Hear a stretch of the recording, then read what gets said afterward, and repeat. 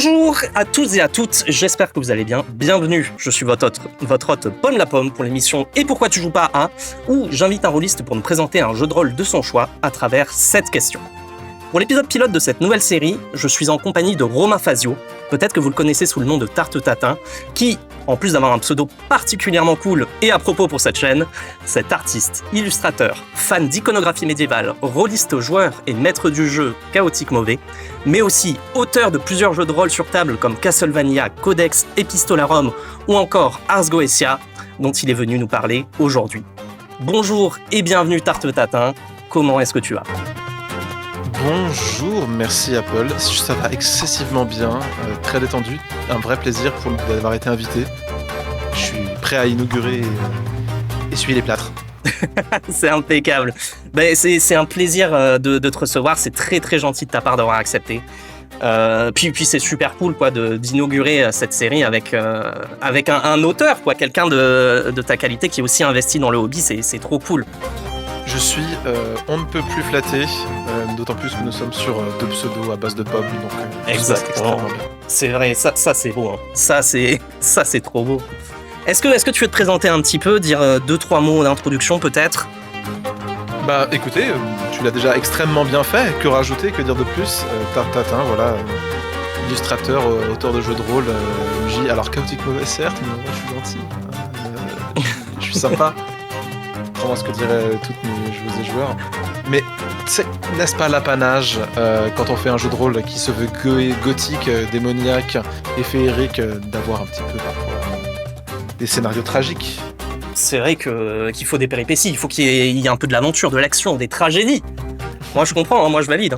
Oh non, mais en plus j'ai vu, je crois que c'était sur ton Instagram que j'ai vu Chaotique Mauvais. Oui, c'est moi qui l'ai mis en description. Non, mais je tends le bâton aussi. C'est-à-dire que c'est moi qui l'ai écrit. Hein. Je suis totalement fautif. Bon, écoute, je te propose, si ça te va, qu'on commence avec la première question. Mais avec plaisir, je suis tout oui. C'est parti. Est-ce que tu peux présenter, s'il te plaît, rapidement ce JDR ? Tout simplement, en quelques mots, l'introduire en 1 ou 2 phrases, le genre, comment tu pourrais le présenter ? Alors, Ars Goetia, c'est une idée, un projet qui m'est venu à la base de mon amour de la Dark Fantasy. Et moi qui avais très très envie d'y mettre mon petit twist personnel à base de folklore, à base de féerie, d'obscurantisme. Mais surtout aussi de tragédie avec les personnages. Parce que pour moi, le plus important dans le jeu de rôle, et ce que j'aime le plus, c'est de mettre le personnage au centre, et pas forcément genre les cartes, les mondes, le lore, etc. C'est très important, c'est très très important.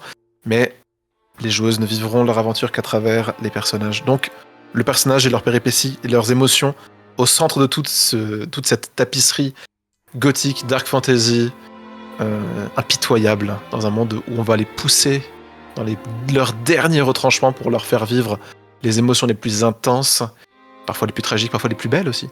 Parce qu'on n'est pas dans la nuit la plus noire que brille d'autant plus l'étoile la plus légère. Je te rejoins sur beaucoup de choses. Là. Déjà, le fait que les thèmes d'espoir et de Rage Against the Dying of the Light, c'est l'expression qui me vient en anglais. Exactement. C'est ça vient dans les moments les plus tristes, les plus difficiles. Mais, et puis un peu... Ouais. Vas-y, je t'en prie. J'allais dire de manière très terre à terre et bas du front, c'est aussi basé sur le système Warp, très inspiré par Batro et Trikitov que j'embrasse, et leur jeu Exorcist, qui était pour l'anecdote, Trikitov qui m'a expliqué qu'ils avaient pondu ça en 3 jours non-stop à juste cracher des règles pour faire un livret avec des règles. Ils sont efficaces, genre... Ah oui, Batro et Trikitov, des bêtes, on les embrasse, voilà, parce que c'est vraiment des pionniers du jeu de rôle indépendant en France pour moi. Pour le coup, je les connais pas du tout. Eh bien, par exemple, très récemment, Trikitov est connu parce qu'il a participé à l'écriture des règles de Donjons et Chatons, par exemple. Ok. Dans ce qu'il a fait de plus récent. Mais ça oui, sinon aussi, il y avait Mantra et plein de choses. Bref. Ok, non, mais c'est intéressant et peut-être qu'on pourra y revenir plus tard. Moi, je vais en profiter de la plateforme que tu me proposes pour aussi profiter pour rediriger vers toutes les influences et toutes les personnes qui, selon moi, méritent d'avoir un bon coup de spotlight. Et t'as tout à fait raison, hein, c'est le but de justement d'élargir un petit peu peut-être les horizons, d'élargir les horizons, de montrer un petit peu cet univers, soit aux néophytes qui connaissent pas beaucoup, hein, je veux essayer de rendre ça un peu accessible, ou même ceux qui s'y connaissent et qui s'y intéressent, mais qui forcément ne connaissent pas tout, qui veulent s'élargir un petit peu ce à quoi ils s'exposent. C'est super cool. Donc ouais, évidemment. Et pour le coup, Ars Goetia, c'est un jeu de rôle que j'ai écrit moi-même, illustré moi-même, édité moi-même. Trop cool. J'ai jusqu'au boutiste dans le projet, c'est-à-dire qu'on est face à un projet vraiment très personnel. Moi, en tant qu'auteur, je propose du coup ce jeu. Le livret, il me semble le livret découverte, il fait environ 130 pages. Et là, très prochainement, d'ici, je pense, un bon mois, on peut s'attendre à avoir l'addendum qui va du coup compléter les règles de livret découverte pour faire vraiment toutes les règles de base du jeu. Pour potentiellement, dans l'avenir, en faire une vraie belle édition hardback avec peut-être un crowdfunding, je sais pas encore, hein, j'ai pas encore réfléchi, mais vraiment pour avoir vraiment le livre et les règles en entier qui tiennent debout de A à Z. C'est un projet magnifique en tout cas, et c'est super cool que tu te donnes les moyens et que tu y arrives. T'en es content pour le moment? Très. Pour l'instant, les retours sont, parce que c'est le plus important, les retours sont très bons, et même juste en tant qu'objet, je suis tellement content d'avoir réussi en tant qu'illustrateur aussi, ne serait-ce que d'avoir un bouquin avec dedans des illustrations, même une planche de BD.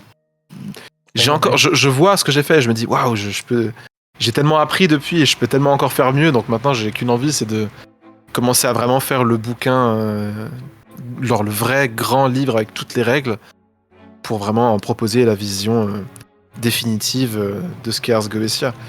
Et ouf, on a hâte.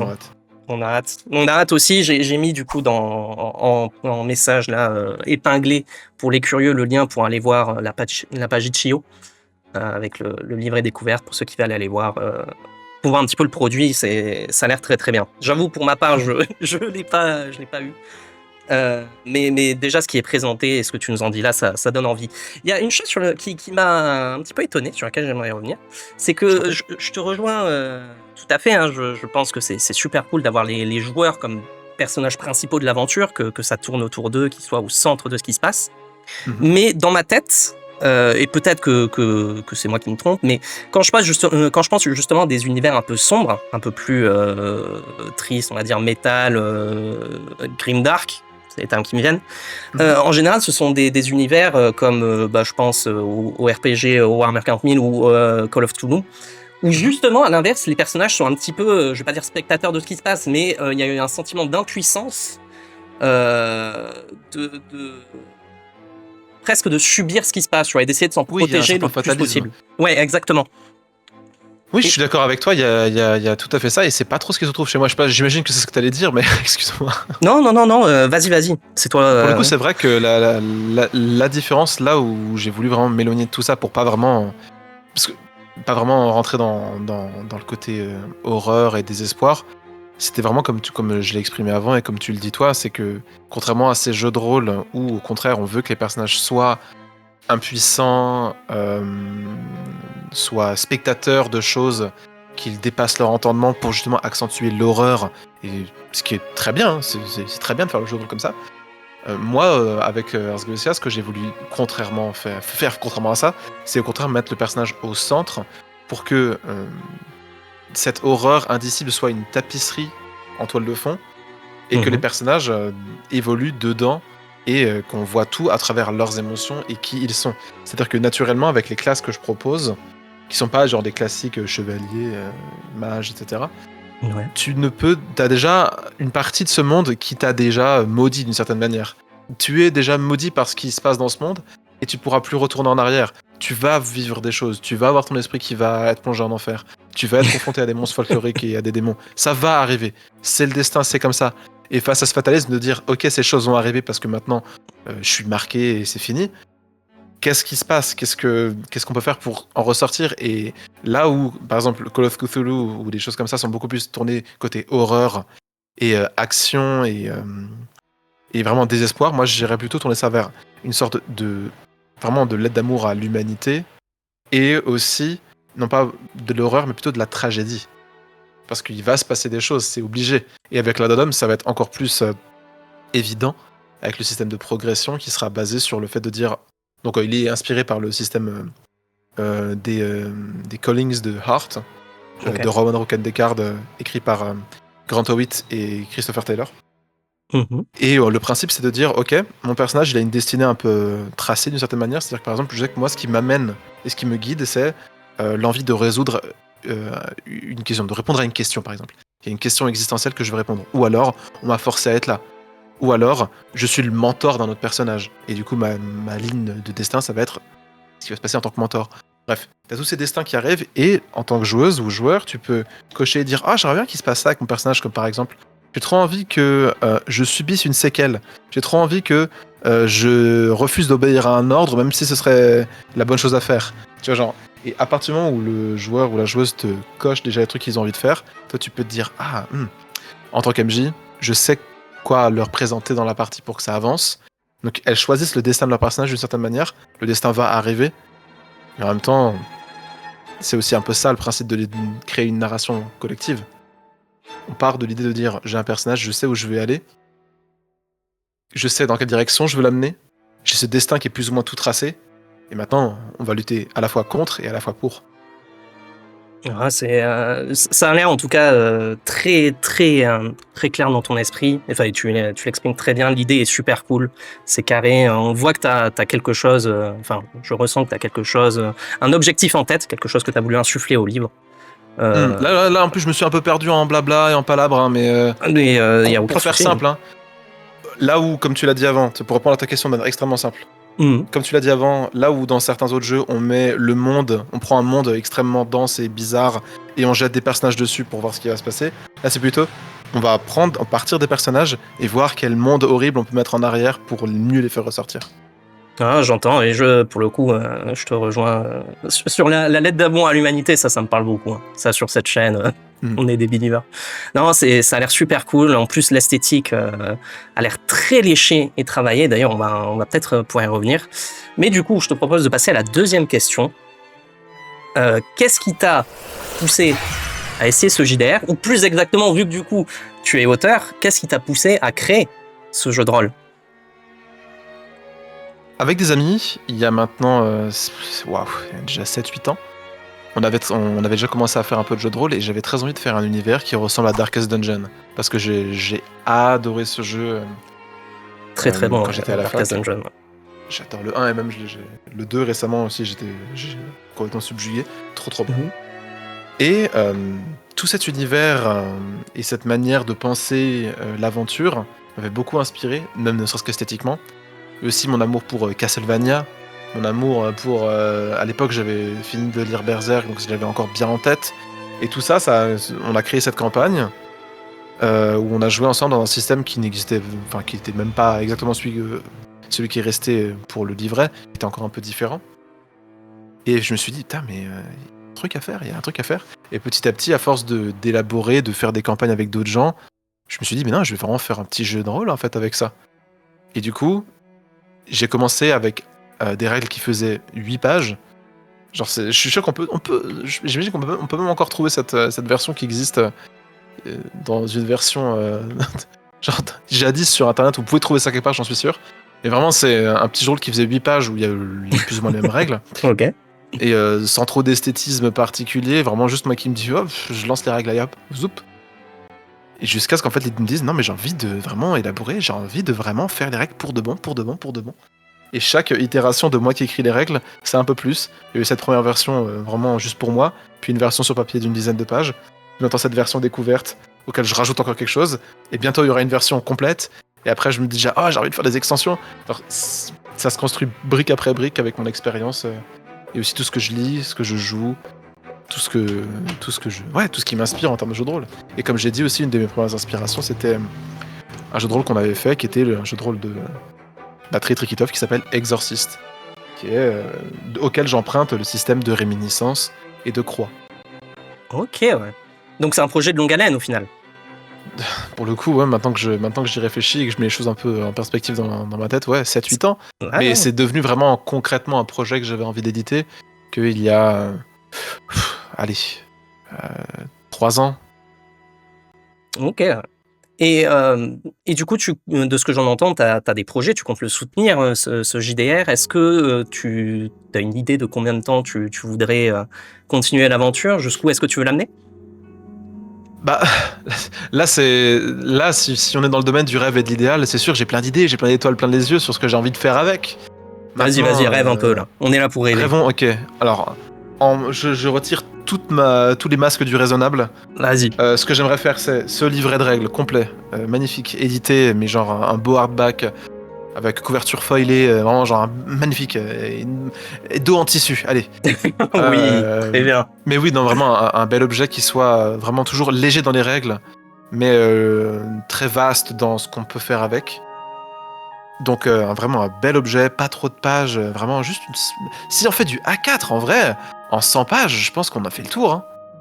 Et vraiment un bel objet pour après développer le truc, permettre aux gens de juste mettre en avant les modules faits par des gens, parce que j'ai déjà une personne qui m'avait déjà proposé des scénarios qui avaient été faits pour Ars Goetia. Trop cool. Waouh. Mais bien sûr. Trop cool. Il y a déjà une communauté Ars Goetia. Mais oui, non, mais j'en ai été le premier surpris. Et vraiment, genre permettre aussi de créer des modules et aussi permettre trois beaux modules d'extension avec à chaque fois une nouvelle classe, un nouveau système par rapport à une classe particulière, un nouveau petit mini setting. Parce que je suis pas forcément fan de l'idée de faire des scénarios, je suis plus fan de faire des modules où les scénarios peuvent émerger. Je suis plutôt dans cette catégorie-là de créateurs avec la narration émergente collective. C'est plus ça qui m'intéresse et ce que j'aime mettre en avant. Oui, je comprends, ouais, et je te rejoins aussi là-dessus. J'ai envie de faire ça pendant encore des années et des années. Après, j'ai d'autres idées, hein. Forcément. C'est pour ça que je fais des petits jeux de rôle tout petits à côté. C'est pour justement garder le côté créatif un peu frais. Dès que t'as une idée, j'ai envie de tester un truc. J'ai fait Castlevania, qui est de la romance, tu vois. Oui, ils ont l'air très différents, les deux autres. Rôle attends, un jeu de rôle épistolaire, il n'y en a pas. beaucoup. Pour le coup, c'est vrai que j'en connais pas d'autres. Hein. Il y en a. Je m'étais renseigné du coup parce que je me suis dit, ça va forcément exister. Ça existe. Et moi, le mien, il est vraiment, pour le côté épistolaire, le coup, le mien, il est vraiment tourné très énigme, un peu géocaching, code secret. Et à côté, Castlevania, c'est vraiment juste principalement de la romance et de la comédie, quoi. Ok.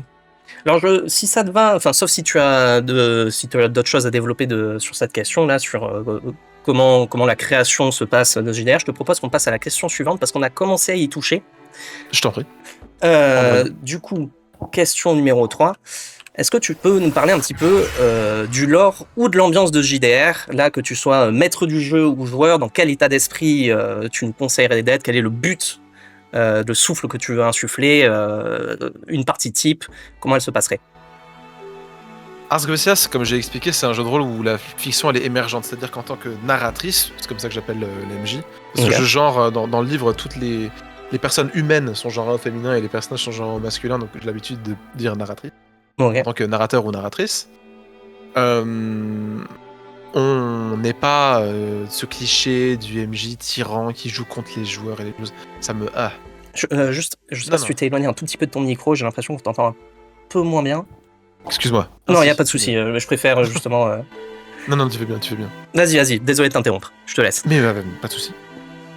Ouais, je disais que moi, j'aime pas l'idée de l'opposition entre MJ et joueuses et joueurs, parce que techniquement, en tant qu'MJ, on joue aussi.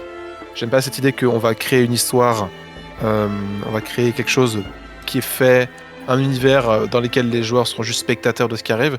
Moi, j'aime beaucoup le côté émergent de la partie. Et là, pour le coup, si vous voulez vous poser entre amis, même avec des gens qui n'ont pas trop fait de jeu de rôle, des personnes qui ont envie de raconter des histoires et de vivre des choses ensemble, autour de quelques bougies, dans une session où on sait qu'on va vivre des choses qui vont mettre à rude épreuve ces personnages qu'on a préparés et créés avec tant d'amour.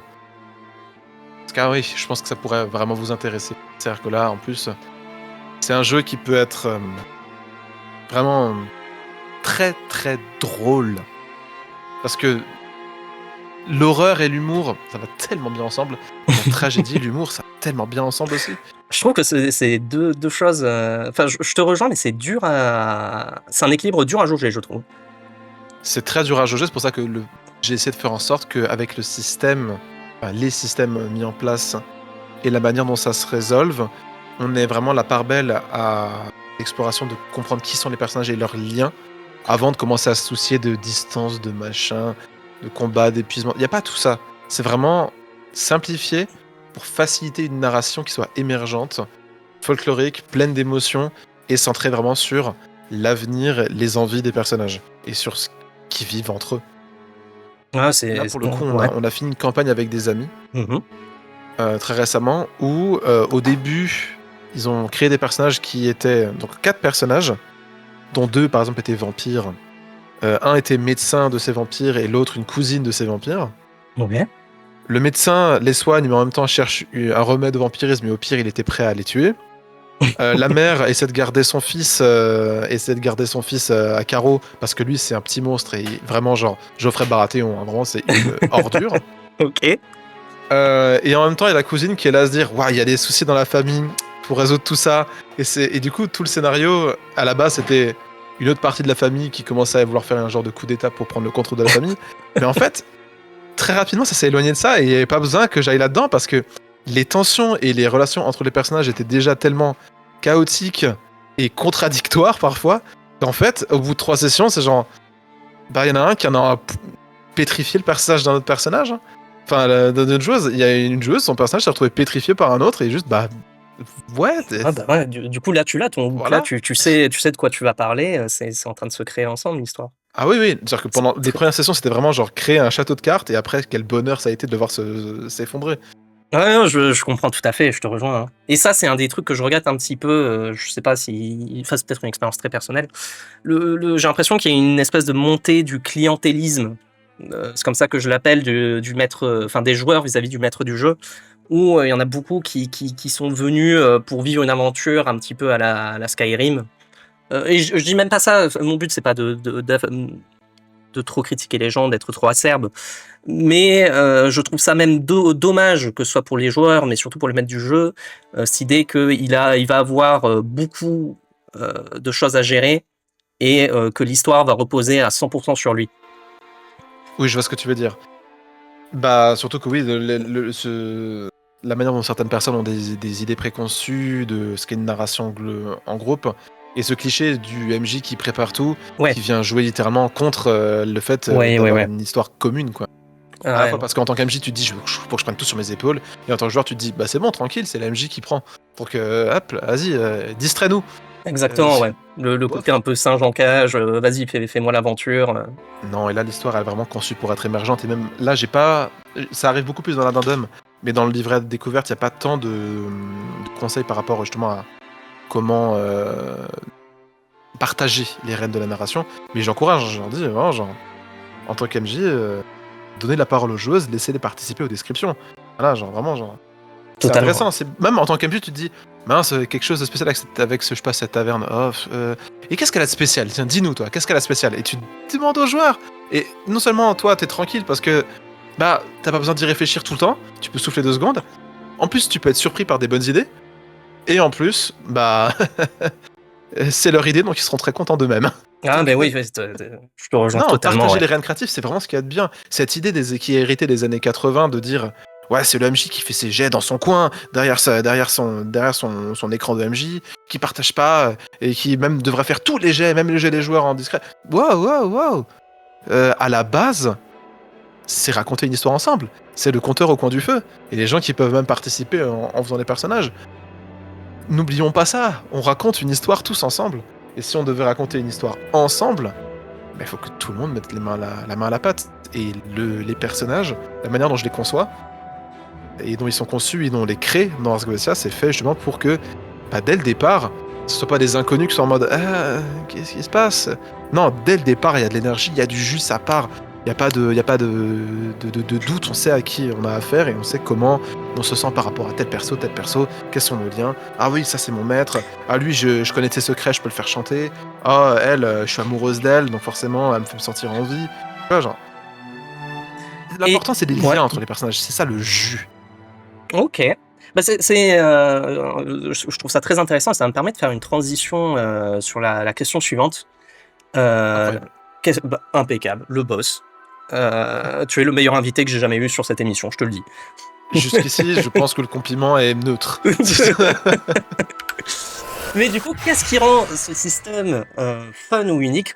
Est-ce qu'il se distingue des autres? Et ma transition vis-à-vis de ça, c'est du coup, est-ce que tu as essayé de l'insuffler, ce que tu me parles, le fait d'essayer de mettre les personnages au centre de l'aventure, de leur donner un peu des rênes narratives, est-ce que tu as essayé d'inscrire ça dans le livre, dans les règles? Ah oui, totalement. C'est-à-dire qu'au-delà de juste moi qui mets au détour d'une page, les MJ, lâchez du lest, à part ça, c'est aussi juste le bonheur de dire non, on partage quelque chose. Et du coup, ce qui rend ces règles uniques d'une certaine manière, c'est déjà dans un premier temps que c'est un gros monstre de Frankenstein, hein, ces règles, hein. C'est-à-dire que c'est basé sur le système Warp, qui est un système qui est à base que de D6. Donc juste des dés à 6 faces. Simple. Tout le monde en a chez soi, tout le monde peut le faire. C'est inclusif, c'est accessible. Si t'as une vieille boîte de Monopoly, cool, tu peux jouer à ce jeu. Ouais. Et c'est vraiment basé sur le fait de dire, ok, on va pas avoir, on se dirige vers quelque chose qui est beaucoup plus imaginaire que vraiment précis avec des mini, par exemple. On peut jouer à ça avec des miniatures si on veut, en vrai c'est possible. Mais c'est très pensé pour être juste vraiment comme une sorte de conte qu'on vit ensemble. Ok, donc on partage. On s'éloigne un petit peu de l'aspect wargaming, gros crunching de nombres, pour faire un truc plus accessible. On peut arriver sur du crunching, c'est-à-dire par exemple en combat, parce qu'il y a évidemment un peu de bagarre. Pour tout ce qui est bagarre, plutôt que de dire j'ai mon jet j'ai une épée, c'est utilise la force, je lance pas force, on verra bien. Ouais. C'est plutôt de dire ok, quel trait je vais utiliser, parce que le système t'as pas de statistiques précises genre force, intelligence, etc. C'est par exemple ok, t'as 3 traits. Mon premier trait, ça peut être comme par exemple, mettons, on va inventer un personnage ensemble maintenant. Vas-y. On va dire qu'on est un sorcier, qu'on a un héritage noble, mais qu'on a été banni par notre famille parce qu'on touchait à des trucs bien sales. Et que c'est juste cet apprentissage qui a fait qu'on se sortait, et du coup, on a vécu pendant un moment dans la forêt, on a dû s'en sortir. Donc du coup, trait numéro 1, je mettrais quelque chose comme par exemple, magie noire, apprentissage sombre, etc. Trait numéro 2, ça pourrait être un truc comme par exemple, ancien noble. Et trait numéro 3, ça pourrait être survivalisme, parce qu'on a dû se débrouiller dans la forêt. Et ces 3 traits, on leur associe après une valeur selon une manière de répartir la valeur simple. Et ça dit juste combien de dés on lance dès qu'il y a un de ces traits qui est en jeu. Et là, quand tu veux, mettons, faire une action, par exemple là, si je veux escalader la paroi d'un château, du coup, c'est à toi en tant que joueur de dire bon, quel trait je vais mettre en jeu pour faire ça. Là, tu pourrais me dire c'est survivalisme, parce que j'ai appris à escalader, c'est dans mon passé, tu vois, genre j'ai sûrement dû apprendre à ça, mais tu pourrais tout aussi bien faire le débat de dire je suis un ancien noble. Je suis un noble, je sais où il peut y avoir des anciennes cachettes, je sais comment fonctionnent les châteaux, et je sais où pourraient être par exemple des anciennes passages secrets, je sais comment ça fonctionne.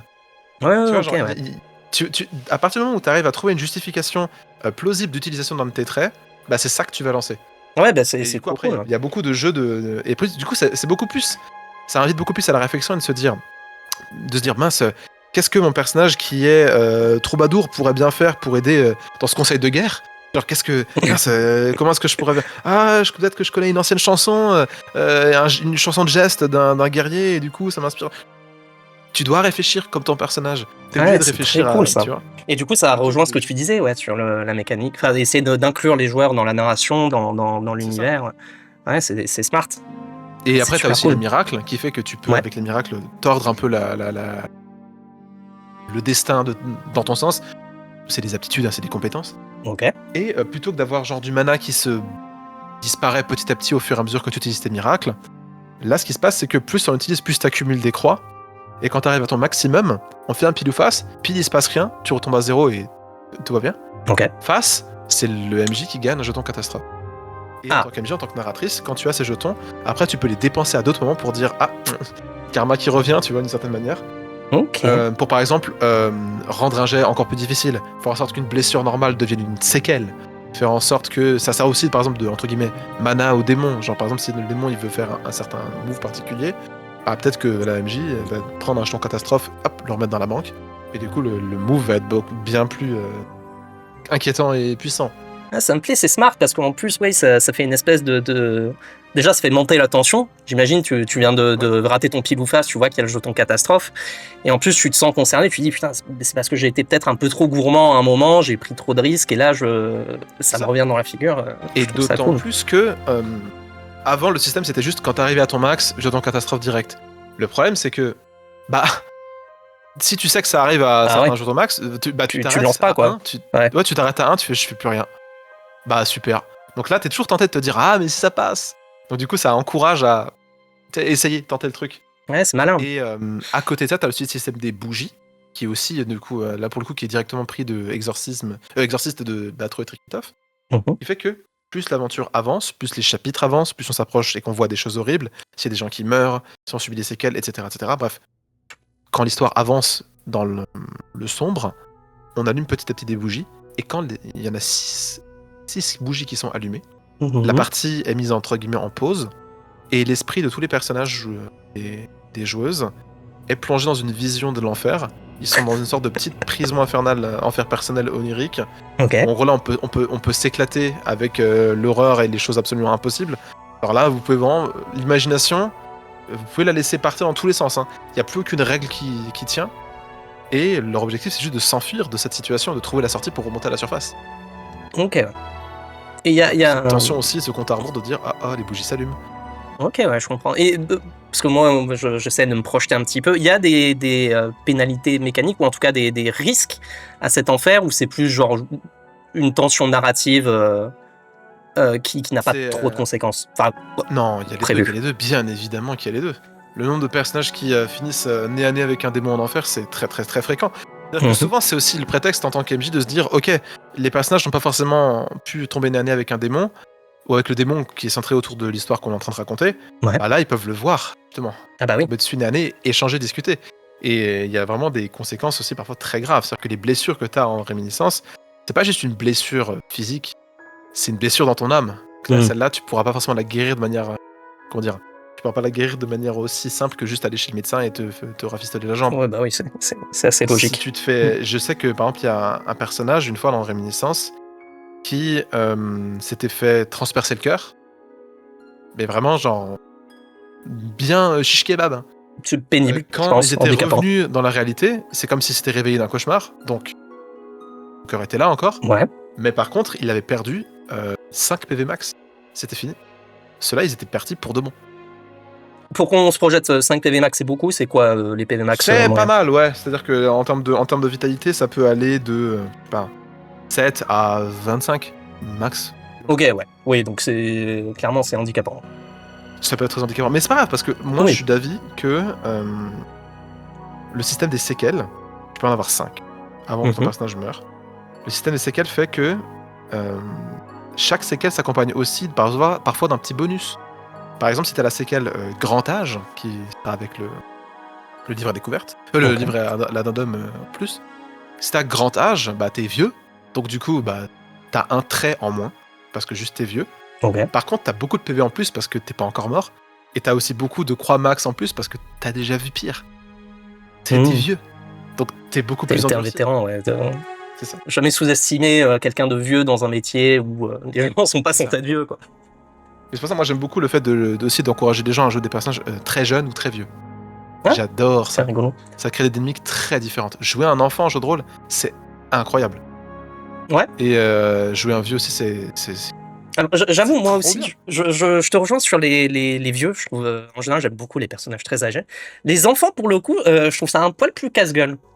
C'est très casse-gueule, surtout dans un jeu de rôle qui est aussi dur qu'Ars Goetia. Ouais. C'est pour ça qu'il y a des systèmes, évidemment, là. Je rends hommage aux classiques, genre, oui, les lignées voiles et la carte X. Bon, la carte X, c'est très sympa qu'elle existe. J'ai jamais vu personne l'utiliser en vrai. Je sais pas ce que c'est la carte X pour le coup. C'est en gros l'idée de. En gros, en tant qu'MJ, tu places sur la table une carte avec une croix ou autre chose. Ouais. Qui est un peu comme un safe word. C'est-à-dire que si jamais il y a une scène qui se passe, une scène qui arrive, où on se sent pas à l'aise, on se sent pas bien, on sent qu'il y a quelque chose qui fait que ça va pas. Ouais. En gros, on peut toucher la carte et dire ah ok, stop là. Pause, ouais. On pose pas de questions. Mais moi, je suis pas fan parce que déjà de 1, ça attire l'attention sur toi et souvent dans ces moments-là, t'as juste envie de disparaître. Surtout quand t'es anxieux. Et aussi, c'est pas. J'ai jamais vraiment. Franchement, que les personnes en commentaire, dites-nous, hein, est-ce que vous avez déjà utilisé cette mécanique pour de vrai? Genre, moi, je l'utilise, hein, toutes les fois où je l'ai vu utiliser sur une table, elle est jamais entrée en jeu. Et si jamais il y avait un souci, c'est arrivé en discussion après, parce qu'en fait, souvent, c'est après que tu réalises que quelque chose t'a mis mal à l'aise. Donc moi, du coup, pour pallier à ça, moi je préfère beaucoup plus le fait de dire on va essayer d'éviter directement toutes ces situations-là. Oui, Et avant même que la campagne commence, Je l'ai en vu, session 0, je demande par exemple à mes joueuses de remplir une petite fiche de consentement avec en gros ce qui est ok et pas ok. oui, j'ai Genre, vu s'il y ça. a un truc qui est vraiment J'ai pas trouvé ok. l'idée super. Et c'est pas de moi non plus, parce que je suis. Voilà, c'est pas moi je suis pas non plus. J'ai les pionniers. Je saurais pas dire exactement d'où ça vient, mais c'est quelque chose qui circule beaucoup, le principe de dire, ok, une fiche en amont pour dire qu'est-ce qui est ok, pas ok, et après, en général, c'est pas les thèmes qui seront dans les parties de chacun, mais au moins, c'est placé avant, et en tant qu'MJ, si tu veux réfléchir à comment faire ton aventure, si t'as une idée qui est un peu glauque, tu te dis, ah, j'aimerais bien faire ça, est-ce que ça passe? Tu regardes les fiches, ah ouais, non, cette joueuse a dit non, bon, bah, on va faire un truc un peu différent. Ouais, c'était très Parce cool. qu'on est là pour, même si on joue dans un jeu de rôle qui est vraiment sombre et triste comme Ars Goetia, on est quand même là pour s'amuser, on est là pour jouer. Et certes, on veut faire quelque chose de sombre, dark, ce que tu veux, mais on veut aussi que tout le monde puisse passer un bon moment. C'est-à-dire que l'amusement de tout le monde à la table est prioritaire à l'esthétique horrible et sombre que vous voulez instaurer. Enfin, basique, ça paraît simple quand on dit ça comme ça paraît évident, mais pour certaines personnes, c'est pas évident. Ah oui, je salue l'idée. Pour le coup, j'ai découvert aussi sur la page Itch.io la fiche de consentement. J'ai trouvé ça super smart. J'ai déjà fait des trucs un peu similaires, mais en général, c'était plus aller voir les joueurs et leur dire de session 0, bah, s'il y a certains thèmes que vous préférez, enfin qui vous mettent à l'aise, que vous voulez pas qu'on aborde, Voilà. vous me le dites. Mais le fait qu'il y ait une fiche, déjà, bah, ça donne plein d'exemples, ça permet de penser à des trucs. Voilà, le principe de la fiche, c'est de dire ah, j'aurais pas pensé à ça, mais c'est vrai que j'aimerais pas. Tu vois, C'est cool. Je vois dans le chat que du coup, il y a le G17 Loli qui nous dit qu'une fois, il a utilisé la carte X. Mais moi, je découvre complètement. Et je trouve le concept vraiment cool. C'est très bien. Si ça fonctionne pour votre table, utilisez-le, évidemment. Ouais. Disons, après, je te rejoins aussi. Je comprends que c'est pas la solution miracle, mais c'est un joker, je pense, ça coûte à rien de le mettre. Et si voilà, ça sert un jour, c'est gagné, tu vois. Et puis si c'est utilisé, c'est utilisé. Moi, c'est tellement important de faire. Genre, je l'ai mis dans une des premières pages, c'est vraiment de dire Ars Goetia, c'est un jeu qui peut être actuel et aborder des thématiques qui sont vraiment dures parce qu'on veut pouvoir explorer ces thématiques difficiles, pouvoir vivre des histoires inoubliables, pousser les personnages dans leur retranchement, les mettre sous pression pour voir ce qui se passe sous pression, parce que c'est intéressant d'avoir des histoires qui puissent être vraiment genre, même nous en tant que joueurs, nous mettre juste ce qu'il faut de mal à l'aise ou juste ce qu'il faut de stress pour qu'on puisse réagir et vivre des choses qui te fassent battre le cœur, tu vois, vraiment où on vit des choses. Mais il faut pas que ça le fasse, enfin faut que ça le fasse d'une manière où c'est cadré. Faut pas que ce soit la foire n'importe comment et que tomber sur des MJ qui en profitent pour faire des trucs absolument genre odieux quoi. Oui, l'important c'est vraiment, encore une fois, c'est le consentement de savoir quelles sont les limites de chacun et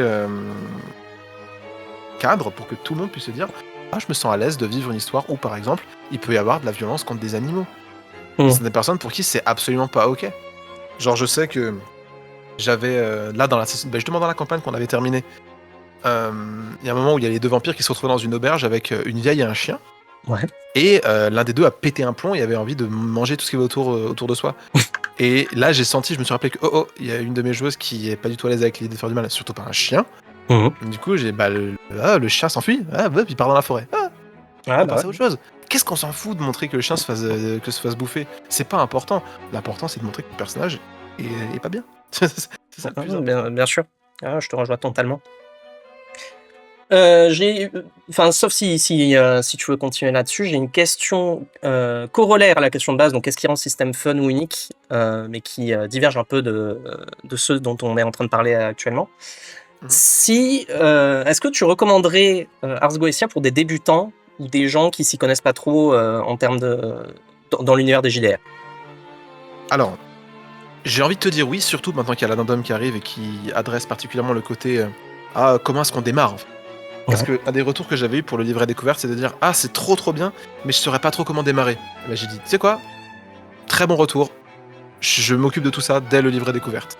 Enfin dans l'addendum. Et du coup dans l'addendum c'est vraiment l'idée de dire ok, maintenant que vous avez vos personnages, que vous savez tout ça parce que vous voulez raconter, vous avez envie de jouer, comment se passe une session 0, qu'est-ce qui se passe dans l'ordre et comment ça démarre. Et si ça peut, je sais que ce qui peut aussi effrayer des gens et des joueurs et des joueuses aussi quand on se lance dans une histoire, c'est de se dire mais je sais pas comment ça marche, le système ça a l'air compliqué. Il est vraiment super simple, le système d'Ars Goetia. C'est que des dés à 6 faces, On lance des choses par rapport à nos traits, on négocie un petit peu, voir si un petit dé en plus, un petit dé en moins. Parce qu'il y a beaucoup de négociations. Et après, c'est juste, on lance le dé, t'as fait plus que la difficulté, bravo, t'as réussi. Simple. Et après, on avance. T'as fait moins, bah t'as pas réussi, et l'histoire, la chose se complique. Parce qu'évidemment, un échec ne mène jamais à un point mort, sinon c'est mort. Mais oui, le système non, est mais vraiment assez oui, simple en ça. oui. C'est ça, voilà. Non, mais, oui, mais, et oui, mais. Les classiques. Si vous avez fait du théâtre, évidemment, bon, voilà. Tous les jeux de rôle seront faciles pour vous. Mais oui, là, comme l'emphase est mise vraiment sur le fait de vivre une aventure ensemble, il n'y a pas tout sur les épaules du joueur, pas tout sur les épaules du MJ. Vraiment, c'est partagé. Le système est simple comme tout et est fait pour mettre au centre, au cœur de tout, les personnages et leur vie. Donc du coup, si vous aimez vos personnages, si vous aimez raconter des histoires, il n'y aura aucun souci avec Ars Goetia. Vous y arriverez très facilement. Et je sais qu'il y a plein de groupes qui m'ont fait des retours sur le fait qu'ils commençaient par Ars Goetia et qui se sont juste jetés dedans et qui ont saisi le concept assez vite. Et j'ai l'habitude de faire des initiations aussi en tant qu'MJ. Ouais. À chaque fois, ça se passe plutôt bien. Ok, bah c'est très bon à savoir. Donc, si jamais, pour les curieux, je vois Archimonde qui dit qu'il n'a jamais fait de JDR. Ça peut être une option. Tout à fait. Et en plus, j'y pense là pour reparler du système. Il y a quelque chose que je n'ai pas forcément précisé, mais qui est, pour beaucoup de gens, c'est très important. C'est par rapport au combat. Ouais. La manière dont il fonctionne ici, c'est qu'il est rapide et qu'il est létal. Okay. C'est-à-dire que tu peux avoir une rencontre avec un ennemi qui peut être très longue, parce que justement, il faut réussir à trouver la bonne situation, etc. Comme elle peut se durer en un instant. Par exemple, dans une autre campagne, où il y avait encore des vampires, il y a une personne qui était une chasseuse de vampires qui attendait perchée dans un arbre. Elle a juste attendu, elle a tendu un piège à un vampire. Les deux joueuses, elles avaient pris leur temps pour tendre un piège, pour attirer le vampire ici. Et quand elle a sauté, elle a vraiment optimisé tout ce qui était possible pour faire le plus de dégâts possible. Donc ce qui se passe, c'est que son jet d'attaque, c'était son trait de base, qui était 3, plus 2 parce que c'était par surprise, plus 1 parce qu'elle était dans un arbre, elle était en dessus, plus 1 encore parce qu'en arrivant, le gars, il a été distrait par l'autre joueuse. Bref, ça lui faisait quelque chose comme 6 ou 7 dés à lancer à l'attaque, qui est énorme. Et en défense, lui avait pas grand-chose, parce qu'en gros, il l'avait amené ici en mode « Ouais, viens pour un truc qui n'avait rien à voir avec le combat », donc il n'était pas équipé du tout. Okay. Elle lui a sauté dessus, c'était un des ennemis les plus puissants de la campagne, elle l'a one-shot. Parce que tu récompenses le fait d'avoir planifié le truc. Ça a été planifié, et en tant que joueur, en tant que joueuse, quand tu prends le temps de faire pencher la balance de ton côté, bah t'as les récompenses. Et le système de jeu est fait pour que, de base, la balance est pas du tout penchée dans ton sens, mais que avec ta stratégie, avec le fait de faire des sacrifices, avec le fait de planifier et avec le fait de collaborer avec les autres joueurs et joueuses, tu peux faire petit à petit pencher la balance dans ton sens. Petit à petit, encore plus, jusqu'à avoir des victoires fulgurantes. Comme des défaites absolument écrasantes. C'est intéressant, encore une fois, j'essaie de me projeter. Le fait que ce soit... Enfin, j'entends que du coup, ça se base beaucoup, comme tu nous l'expliques, sur l'investissement des joueurs, d'essayer de trouver comment tu peux mettre à profit les compétences et le savoir-faire de ton personnage pour réussir à arriver à tes fins. Mais le fait que ce soit un système, donc si je comprends, je sais pas si simple, je veux pas être dérogateur, mais facile à prendre en main. Est-ce qu'il n'y a pas des moments où ça devient un peu frustrant, ou combiné au fait que ce soit très létal, on t'explique, bah là t'es au mauvais endroit au mauvais moment, coup d'épée, t'es pas très à l'aise par exemple sur la défense, et tu meurs rapidement sur 2 dés. C'est là que, en tant qu'MJ, il faut pas non plus être un salaud. Ouais. J'entends. Mais ça peut arriver, Et le garde-fou à tout ça, c'est tous les miracles des joueurs et des joueurs. Ouais. Il y a des miracles qui font que vraiment, tu peux te prémunir de ces situations. Où genre vraiment, oh merde, il y a un gros coup du sort qui t'arrive et qui va pas du tout dans ton sens. Mais c'est parce que quelqu'un a pas un miracle pour annuler un truc rapidement. Et il y en a. C'est-à-dire que le principe, c'est justement de dire, c'est très létal, ça peut arriver très vite. En tant que joueur, t'as des billes pour 2-3 fois. Hop, tu peux t'en sortir. Et ouais, le principe de la mort, c'est-à-dire que, comme je dis, je l'ai pas expliqué avant, mais la vitalité, ça fait que quand t'es au max de ta vitalité, tout va bien. Quand tu tombes à 0, t'es pas mort, t'es à l'agonie. Et quand t'es au négatif de ton nombre de PV, là pour le coup, t'es mort. Ouais, j'entends. Enfin, c'est un truc qui Et revient bah du souvent. coup, quand tu tombes à l'agonie, c'est déjà en mode ok, un peu stop, et après en tant qu'MJ, t'es pas obligé de Ouais, t'acharner voilà, sur quelqu'un à l'agonie, exactement. tu vois, genre aussi en tant Mm. qu'MJ, tu peux aussi doser, tu vois, genre Non, bien sûr, bien sûr. t'es pas obligé de faire du mal à tout le monde. Et je vois une Je- question qui arrive et te demande combien de temps ça prend de créer un personnage, puisque bah, tu t'investis quoi. Quand t'as un Ouais. personnage avec 3 traits, bah, t'es investi, forcément tu t'attaches, t'as pas envie de le voir partir en une seconde. Je suis tout à fait d'accord avec toi. C'est franchement, si tu veux prendre un personnage un peu par-dessus la jambe, ça peut aller franchement vite. Parce que les seules stats à tirer, vraiment concrètement, c'est juste mince, je suis qui, vices et vertus, ma classe, et du coup tu choisis quelques miracles, les liens avec les autres personnages, les traits, vitalité croix, et boum, basta, t'es prêt à partir. Ça peut être très rapide, comme tu peux t'investir à fond. Après, ça c'est à chaque table de voir, hein, genre, en tant qu'MJ, tu te dis, bon, est-ce que tu prévois à tout le monde, ok, prévoyez un personnage de secours, parce que là c'est une campagne très létale, et vous risquez de vous faire déglinguer, ça peut arriver, je peux pas garantir votre sécurité. Ou si au contraire, on s'investit pour créer un groupe extrêmement soudé, extrêmement avec des liens très tissés qui font que, bah, ouais, ils vont pas mourir instantanément et on veut vivre une histoire sur le long terme, agréable, et où les personnages se développent et évoluent. Mhm. Et pour aller plus loin, sur la mort, Ouais. si vous êtes arrivé au bout de l'arc de votre personnage avec une destinée, vous pouvez faire comme dans Heart et débloquer une capacité qui est absolument genre game breaker. Comme par exemple, ouais, je fais apparaître un concept et je me bats contre lui, et si je bats ce concept, il n'existe plus. Alors tu peux te battre contre la mort, Ok. comme tu peux te battre contre le jour, comme tu peux te battre contre le concept, je sais pas moi, de la couleur rouge, c'est rien, tout est Ok. possible, tu vois. Ouais. Tu me dis avant, ça c'est pour en citer un au pif, hein, mais il y en a vraiment, ils sont tous absolument game breaker, et chacun de ces miracles paroxysmes, comme je les appelle dans mon système, signifie la fin du personnage. Si tu l'utilises, Ouais. bah c'est fini. Si tu sens que ta fin arrive, tu peux aussi dire ok, je vais partir avec un feu d'artifice, les gars. Ah, j'entends. Je trouve ça intelligent, ouais, de laisser une option, enfin, une porte de sortie élégante et prévue pour C'est ça. quand t'as raconté ce que t'avais raconté avec ce personnage, quoi. Et puis c'est un jeu avec des démons. S'il y a un personnage qui meurt, peut-être que le démon peut lui proposer un petit pacte. Tu vois, genre. Oh, le salaud. Il C'est des oserait. choses, hein. Mais on C'est va des y choses. revenir sur la question de la mort. Donc, ce que je te propose, c'est qu'on passe à la question suivante et on met ça entre parenthèses. Bien sûr. Mais j'aurais d'autres questions à te poser vis-à-vis de ça. Du coup, est-ce que, Tatin, tu peux nous parler de ta première partie de Ars Goetia ou un moment qui t'a marqué? Tu as commencé à nous en parler peut-être un petit peu avec tes joueurs, mais une aventure que tu voudrais nous conter. Bah, si on parle de la toute première, c'est vraiment genre moi et 4 amis, où on avait déjà fait le début de cette campagne en fait. Ah mais tu sais quoi, j'allais parler d'une histoire qui était même pas la première fois que j'ai joué à ça. Non, Comme tu préfères. première fois, c'était une petite aventure dans un petit village où il y avait un puits et un démon cheval, c'était Orobas. C'était c'était très excentrique. Et là, c'est là que je me suis rendu compte en jouant avec les personnages et avec les autres, en mettant en tension les personnages qui étaient profanes, d'autres qui étaient sacrés, ceux qui étaient à fond dans le folklore, d'autres qui savaient se battre, d'autres qui savaient pas se battre. En fait, en voyant tout ça, je me suis dit waouh, c'est un RPG classique en fait. Et à partir du moment où il y a un des personnages qui a regardé dans le puits et qui a eu l'impression de passer 6 mois dans le puits, je me suis dit, et que les personnages, en fait, même mes joueurs étaient là genre, oh, qu'est-ce qui s'est passé? Je me suis dit, ah ouais, on peut vraiment s'amuser en fait. On peut vraiment aller bien plus loin. C'est là où tu as vu le potentiel, tu as eu la vision. Ouais, je me suis dit, mais en fait, le jeu de rôle, c'est plus que ça, tu vois.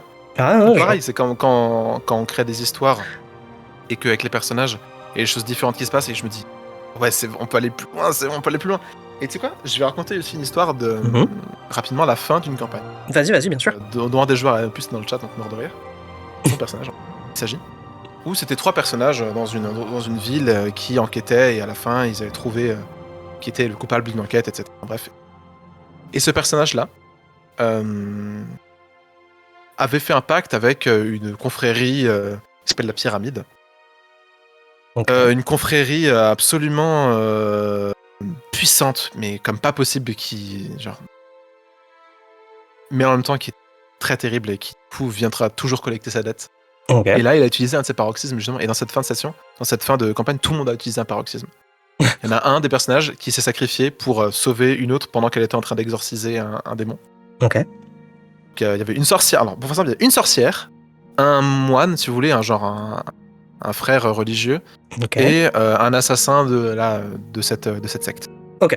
Le moine religieux, il s'est sacrifié, il est devenu, entre guillemets, une sorte, pendant quelques instants, un ange pour soigner tous les autres et disparaître, et il est mort.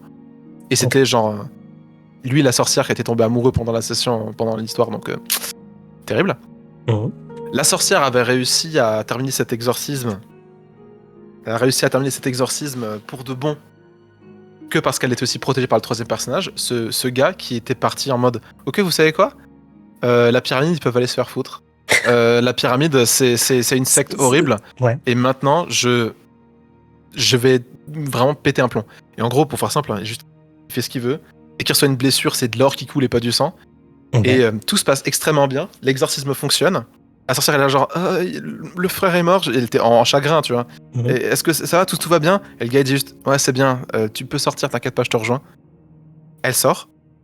Et lui, il est juste face à face avec un ange sans visage qui tend sa main, efface son visage, et juste son personnage est disparu de la réalité. Fini. Pouf. Waouh. Et le problème, c'est que cette jeune fille, sorcière, du coup, Mhm. elle se dit, merde, qu'est-ce qui s'est passé? Parce qu'il y a quelque chose que j'ai oublié. Il faut que j'ai dû savoir pour faire revenir mon amant qui est mort. Et du coup, elle entre en contact avec qui? Avec la pyramide. Ah. C'est vraiment, c'est juste tragique. Et ça Eh finit ouais. toujours comme ça. Mais c'est ça qui est intéressant. Ok. C'est tout ça. Et je me suis perdu. Je me suis perdu dans la question. Non, mais c'était la question. Hein. À la base, c'était est-ce que tu pouvais nous raconter ta première partie de JDR, mais Oui, un ou moment quelque chose qui t'a marqué, quoi, des aventures, En histoire vrai, de. c'est ça qui est bien avec ce jeu, c'est qu'en fait, j'ai l'impression que toutes les histoires sont faites pour être marquantes.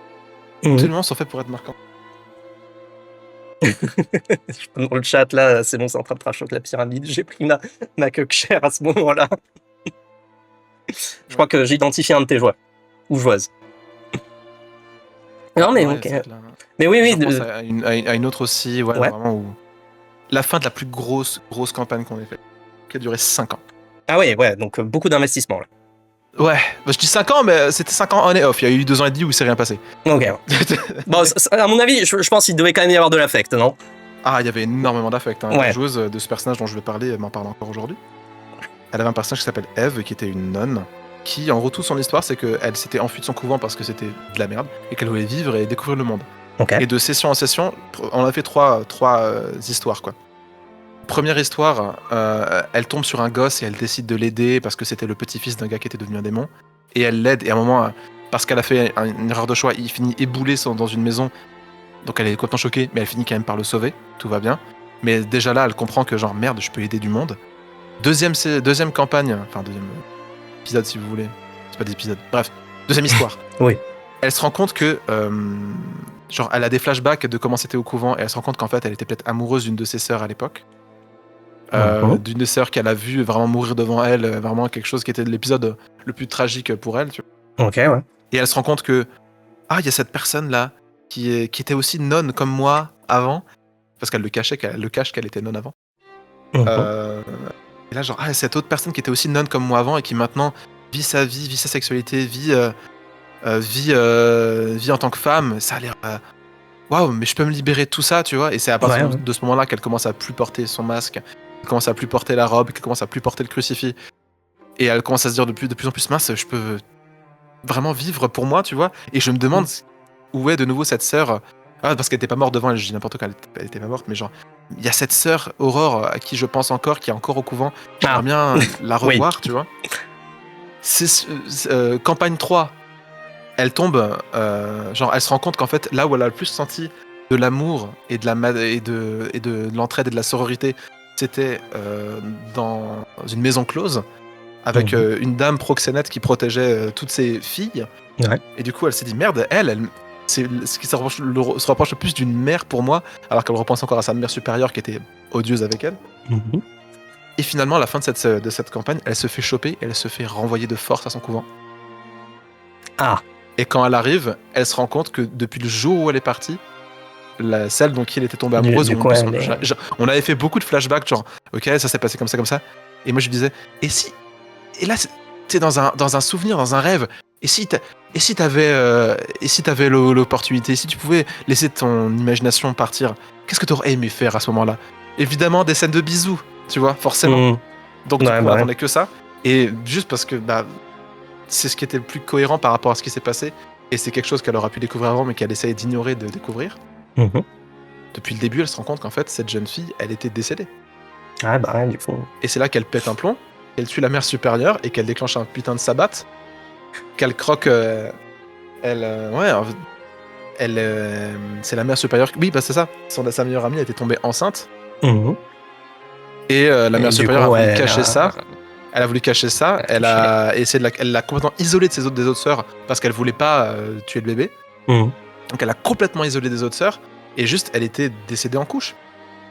Et elle l'a caché de tout le monde. Et la seule histoire qu'elle a fait dire à tout le monde, c'est genre, ouais, c'était une catin. Et du coup, le fait de l'entendre dire ça de sa meilleure amie, et du coup, la femme dont elle était amoureuse, elle l'a défoncé avec une pierre.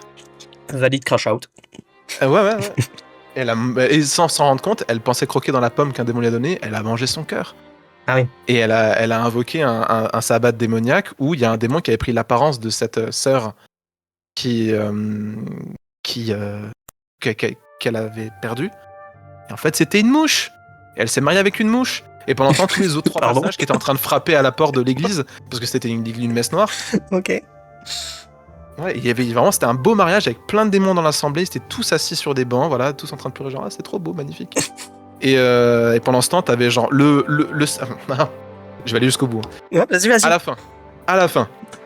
Elle, la nonne, elle est devenue complètement démone. C'est fini. Elle a complètement renié son humanité. Son humanité, elle l'a envoyée, elle l'a enfermée dans un rêve où pour toujours, elle sera sur la plage avec son amoureuse parce qu'elle voulait entendre les coquillages. Donc, pour toujours, son humanité, elle est verrouillée dans ce rêve et il reste juste son corps à elle, possédé par Belzébuth et qui, du coup, sert juste à engendrer des démons. Et elle a fait ce qu'elle pouvait pour décimer tous ses amis, entre guillemets. Alors, il y en a un qui était revenu, qui s'est fait décimer, qui a renié son humanité pour devenir une sorte d'armure de fer rougeoyante pour juste se battre contre les démons et faire sortir ses potes d'ici. Qu'il a fait, il a réussi à faire sortir tout le monde. Ouais. Il y en a un des autres qui était un médecin qui avait essayé de trouver un remède justement à tout ça. Il s'est fait transformer en chien. Juste son personnage est un chien désormais. Ok. Et le dernier, c'était genre, je suis le grand héritier de la famille Capello, je suis mage, j'ai ouvert la porte de ce sabbat, je vous ai fait tous rentrer, je suis tellement puissant, regardez comme je suis. Il s'est fait tuer en boucle, ressusciter, tuer, ressusciter. Juste parce que ça les amuse, les démons, c'est genre, et qu'est-ce qu'on pourra lui faire? Coupe-lui les jambes. Putain, il a plus de jambes. Ok. Mais ça, c'est parce que c'est son ami qui voulait ça. Okay. Et du coup, le seul survivant à peu près, c'est lui. Il a juste plus de jambes et la seule chose qu'il peut garder sur lui, c'est de se dire, au moment où ça devait être le plus important, j'ai failli à m'aligner. Et cette histoire, elle est pas finie. En vrai, on pourrait aller plus loin encore avec ce qui lui arrive à lui. Et je sais que lui, on avait prévu qu'il apparaisse comme un PNJ aussi dans une histoire de quelqu'un d'autre. Mais tu vois ce que je veux dire, c'est que c'est tout. J'ai pas eu une histoire avec Ars Goetia. J'en ai 72 millions. Elles sont toutes hyper intenses parce que c'est conçu et c'est fait pour que ça le soit. De la manière dont les personnages sont créés, comment ils sont liés les uns avec les autres, et comment la narration est faite pour, avec le principe des destinées, avancer telle une boule de neige mais qui ne peut plus s'arrêter. Ah, ça donne envie, et en plus, je vois, vous avez touché une pluralité de thèmes, certains matures, certains, je vais pas dire un peu plus légers, mais... Chacun fait comme il va à sa table, mais là, ça, on compte qu'on avait très envie de l'explorer avec la joueuse, donc on y allait à fond. Ah, c'est super cool. Alors, j'ai une question, qui, je sais pas si elle est 100% à propos, mais pour venir sur les paroxysmes qui arrivaient dans tes aventures, comment tu gères une campagne, que ce soit en tant que joueur ou maître du jeu, quand quelqu'un a vaincu le concept de la mort? Ah bah ça, débrouillez-vous. Ouais, ok. Chacun fait à sa table. Mais si tu me demandais comment je devrais faire, moi, comment je ferais vis-à-vis de ça, tu peux t'inspirer. C'est pas une question piège non plus. Dystopique où c'est déjà arrivé, tu vois. Tu peux trouver de l'inspiration ailleurs, tu peux trouver plein de choses. Mais au final, j'ai envie de dire, à partir du moment où le monde a été changé et t'as fait un impact sur le monde indélébile au point de vaincre, même le concept de soleil. Oui, c'est vrai, par exemple. S'il y a juste plus de soleil, à quoi ressemblerait le monde? Éclate-toi! Un monde avec une nuit infinie qui dérive dans l'espace, tu peux aller même plus loin. Tu peux partir du principe que genre c'est plus ou moins notre Terre. Et dans ce cas, ça veut dire un truc genre qui dérive à l'infini dans l'espace. 100 jours, 100 nuits, qu'est-ce qui se passe avec les plantes? Qu'est-ce qui se passe avec les animaux? Ça peut être hyper intéressant. Ouais, bah les vampires, ils vont s'en donner à cœur joie. Par exemple. Non, ok, en tout cas, ça donne envie. C'est le fait là que la narration soit au centre, que les joueurs soient aussi impliqués, que tu peux avoir plein d'histoires comme ça donne du rêve. Je te propose qu'on revienne sur une question qu'on a mis entre parenthèses, du coup, avec la partie 6 de cette émission. La question débat. Donc la question débat, c'est une question débat dans l'univers du jeu de rôle en général. C'est pas forcément lié au système dont on parle aujourd'hui. Le but, c'est qu'on puisse parler d'un sujet qui t'intéresse, que t'aimes bien, que ça reste léger hein, et dans la bonne entente. Et le petit twist, c'est que donc à la question, je vais te laisser t'exprimer, donner ton avis. Et indépendamment de ce que je pense vraiment, je vais essayer de prendre la position inverse et de m'opposer, encore une fois, gentiment, à tes positions. J'ai, pour ceux qui connaissent, 100% volé le concept à Contested Roll. Et du coup, la question du jour, c'est pour ça qu'on y revient. Quelle place occupe la mort des personnages joueurs dans la boîte à outils du maître du jeu et des joueurs? Encore une fois, pas forcément que dans Ars Goetia. Même si tu peux évidemment le prendre comme exemple et en parler. Moi, j'ai envie de te dire que c'est un des outils les plus importants. Ouais. C'est vraiment genre l'outil central, bon, mais dans quasiment tous les jeux, c'est au centre. La mort, c'est le plus important. Genre par exemple, pour peu que tu aies un système ou une histoire où tu veux avoir de l'enjeu, tu veux un enjeu, il faut qu'il y ait un risque. Et le meilleur risque que tu peux faire dans ce cas-là, bah ça peut être de dire ton personnage bye bye. Mais je suis avec toi, je serais d'accord avec toi pour dire aussi que c'est une danse hyper difficile, c'est une valse hyper difficile de jouer entre eux. Attention, ça pourrait arriver. Et oh, c'est pas arrivé parce que sinon vous jouez plus. Mais ça peut arriver. Tu vois, genre, il faut que la menace soit ici comme une épée de Damoclès, mais pas non plus qu'elle tombe, quoi. Ou en tout cas qu'elle tombe de la bonne manière. Ouais, j'entends, mais ce que j'ai envie de dire aussi, c'est que en tant que joueur, imagine, t'as fait ton personnage, tu t'es investi, t'as une backstory de fou, tu t'es buté, et par le jeu du sort, t'as mal roulé, ou quoi que ce soit qui se passe, tac, le personnage meurt, pas de bol, ou peut-être le maître du jeu a mal géré son coup, même si c'était pas forcément hostile, tu vois, mais il avait mal prévu un combat, il a pas eu de chance. Tac, ton histoire est finie, t'as pas pu raconter ce que tu voulais, ça peut être très frustrant, ça peut être extrêmement pénible. Alors que si on dit juste, t'inquiète, la mort, on va éliminer ça de la partie, tu peux aller au bout de ton histoire et raconter ce que tu veux. Mais les histoires, le monde entier, toutes les histoires ne sont-elles pas centrées autour de la thématique du décès, de la mort? Toutes les histoires le sont. Toutes les histoires sont des histoires qui parlent d'amour et de mort. Toutes. Tu trouves? Le plus vieux conte. Oh, bien sûr. Attends, je réfléchis. Une histoire qui parle pas de mort. Une seule. Une histoire qui parle pas de mort? Une seule. Vas-y. Tu vas voir, je vais partir loin dans l'explication. Ah non, mais je trouve la question intéressante. Je réfléchis. Est-ce que je connais une histoire qui parle pas de mort? Bon, déjà, c'est pas facile. Ce qui est un bon point. Si tu me sors Peppa Pig, attention. Ouais, c'est ce que je me dis. Je me dis, il y a peut-être des trucs pour enfants, des contes vraiment basiques. Je sais pas, un truc qui me vient en tête, le corbeau et le renard de La Fontaine. C'est une histoire de deuil. Il a perdu son fromage. Ok, mais c'est pas de la mort, pour le coup. Pas de la mort, mais c'est un deuil. C'est quelque chose qui meurt, quelque chose qui meurt, tu vois, quelque chose qui disparaît, quelque chose que tu n'as plus. Tu l'avais et tu ne l'as plus. J'entends, mais du coup, si je reprends l'exemple du jeu de rôle, tu peux enlever des choses aux joueurs pour leur faire vivre ce deuil en dehors de la mort de leur personnage. Tu peux enlever un item, un trait de personnage, un souvenir, une émotion, un personnage qui leur est cher dans leur background. Moi, je suis d'accord avec toi. Moi, c'est pour ça que dans Ars Goetia, figure-toi pour revenir à ça. Vas-y, belle transition. La mort d'un personnage, il doit l'accepter. Ouais. C'est-à-dire que tu peux refuser la mort, tu peux refuser l'échec, tu peux toujours refuser ça, il n'y a pas de souci. Mmh. Mais au bout d'un moment, tu t'accumules juste plus en plus de séquelles, jusqu'à ce que tu puisses plus dire non. C'est-à-dire au bout d'un moment, genre, ton truc, c'est genre, tu joues avec quoi là? T'es un éclopé, ouais. Moitié ancêtre, genre, moitié fou. Ouais. Non, tu peux toujours refuser les échecs. Par contre, fois, c'est au coup d'un jeton catastrophe, encore et encore et encore et encore et encore. Ok, non, c'est une perspective intéressante. Ce que tu veux dire, c'est-à-dire que la mort, c'est ouais, pourquoi, dans ce cas-là, pourquoi s'investir dans ce cas-là? Pourquoi s'investir si tu peux mourir? Toi, tu fais des trucs où tu t'en fiches. Mais moi, j'ai envie de te dire, investissez-vous. Créez des personnages qui vous tiennent à cœur et laissez-les mourir. Laissez-les mourir. Vivez la mort avec eux. Endeuillez-vous. Et après, partagez aussi ce sentiment avec les autres joueurs et joueuses à la table. Vivez ça ensemble, ce deuil. Vous en serez qu'encore plus soudés et cette histoire ne restera encore plus intense à vos yeux, dans vos souvenirs. Je te jure, je suis en train de me rendre compte à quel point l'exercice est difficile parce que je suis 100% d'accord avec toi. Attends, je peux essayer. C'est terrible. Tu sais quoi? Il y a un excellent jeu de rôle que je peux vous conseiller à toutes et à tous. Vas-y. C'est... enfin, même pas forcément un jeu, mais un système carrément. C'est le système de Brindlewood Bay. Est-ce que tu vous connais? Pas du tout. Brindlewood Bay? Ouais. Je vais regarder rapidement. Brindlewood Bay, pour faire simple, imagine Agatha Christie, des vieux qui résolvent des enquêtes, tu vois. Mais Cthulhu, voilà. Ok. Donc, le principe, c'est que au fur et à mesure, t'acquiers des petits indices, etc. Quand tu réussis, quand tu échoues un jet, bah tu meurs. Juste t'es mort. Mais tu peux dire au MJ à la fin de la scène de ta mort, dire attends, stop. Non, en fait non, je vais cocher un truc.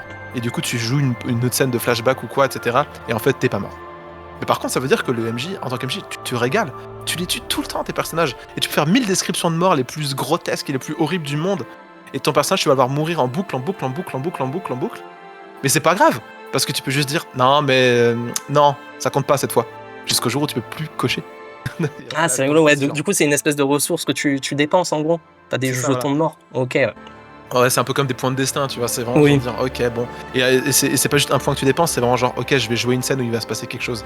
Genre un flashback de ta vie où il s'est passé. Oui, du coup, ouais, au moment où tu meurs, c'est toi qui décides le nouveau setting, j'imagine. À la fin de la scène où t'as bien savouré avec le MJ et les autres joueurs à table, genre faire ouf, quand ton personnage est mort, genre genre une fois qu'on a bien savouré, c'est genre allez, je coche une case, on continue.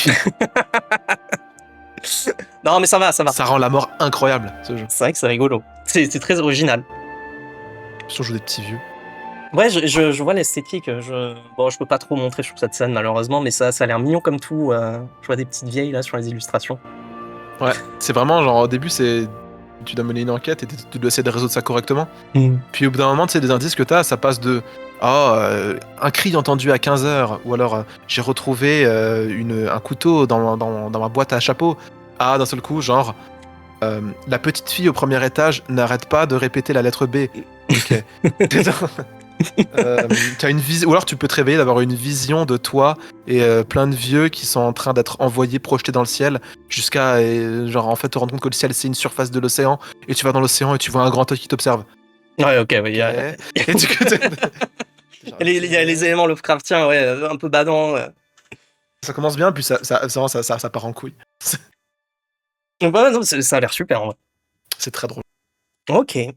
Bah écoute, merci pour tes lumières sur cette question. Je te propose qu'on évolue du coup sur la fin de cette entrevue. Un petit conseil de fin, un petit mot que tu voudrais nous dire, un petit message, que ce soit pour les rôlistes chevronnés ou en devenir ou à qui que ce soit, quelque chose que tu veux nous dire. N'oubliez pas qu'on est là pour s'amuser, raconter des histoires. C'est facile de prendre tout trop au sérieux, de vraiment commencer à se dire mais si je laisse les joueurs prendre les rênes de la narration, ils vont tout casser mon univers. Mais non, quête, lâche la bride. Et vous qui avez jamais fait de jeu de rôle, là je pointe devant vous, là je vous pointe du doigt. Vous pouvez le faire, d'accord? Vous avez juste à le faire. Vous pouvez dire mais ça a l'air compliqué. Non. Entoure-toi de personnes et d'amis. Vraiment, vous pouvez le faire. C'est vraiment facile. Vous vous posez, parce que en plus, je vais un peu paraphraser Quentin Quinn, que j'aime énormément. Le jeu de rôle, c'est marrant à mal faire. Même si vous le faites mal, vous allez quand même kiffer. Donc faites-le, qu'est-ce que vous avez à perdre? Racontez vos histoires, et si... Meilleur conseil encore. Vous avez un système, vous avez envie d'y jouer, mais ça paraît compliqué et tout. Osef du système. Si vous voulez jouer à Ars Goetia et vous dites cette partie du système, je sais pas si je vais le faire. Ne le faites pas. Ou alors genre cette règle ne marche pas. Ne l'utilisez pas. Faites-vous plaisir. L'important c'est juste l'histoire. Ok. Le système, on s'en... Merci beaucoup. Enfin, pardon, je peux pas Merci à t'interrompre. toi. Non, j'ai dit, le système, c'est juste un véhicule. L'important, c'est le chemin, le voyage. Entièrement d'accord. Je pense que ce sont de sages mots visiblement d'un rôliste chevronné. Est-ce que... J'essaye. Non, mais franchement, on sent une assurance et une expérience. Moi, à titre personnel, je m'y connais pas énormément. C'est aussi pour ça que je fais cette émission, pour découvrir un peu, par intérêt personnel, et aussi pour donner un peu envie à tout un chacun. Mais ouais, on sent une appétence. C'est super cool d'avoir des gens aussi investis que toi dans C'est super cool ce d'avoir des hobby. gens Ouais. comme toi qui préparent des initiatives pour justement mettre la lumière sur ce loisir absolument incroyable. Merci. Je fais au mieux. Je fais au mieux. J'espère que ça t'a plu, toi. Que Ouais, je suis là, hein, je suis très bien, je suis pépère, on passe un excellent moment, on parle de oui. choses excellentes. On est tranquille. C'est vrai qu'on est bien là. Les amis, merci d'être restés jusqu'au bout. Encore un grand merci à notre invité d'être venu pour nous parler de Ars Goetia. Super sympa de ta part. C'est super Merci à cool toi. d'avoir des gens comme toi dans le hobby. Est-ce qu'on peut te retrouver quelque part? Vous pouvez me retrouver sur Instagram, tartatinmj tout attaché. Vous pouvez me retrouver sur Itch.io, tartatinmj.itch.io. Il y a l'addendum qui arrive très très vite. Là, les 5, 6, les 6 et 7 juin, je crois que c'est 6 et 7 juin. Je vérifie. 6-7 juin, vous pouvez me trouver au Nexus Station à Paris. C'est au frigo, dans le 13e. Et sinon, oui, plein de petits jeux de rôle qui arrivent. N'hésitez pas à me suivre et n'hésitez pas à suivre aussi Apple the Apple pour les épisodes suivants. Merci beaucoup. Pour ma part, je vais vous dire à tous et à toutes au revoir. J'espère que ça vous a donné envie de vous lancer dans de nouvelles pérégrinations. C'était Et pourquoi tu joues pas à l'émission où on lance des dés et des idées. J'ai eu le plaisir d'être votre hôte, Pomme la Pomme, et je vous souhaite bonne chance dans vos futures aventures. Voilà, je mets un point final au recording et je te reprends là de manière plus informelle.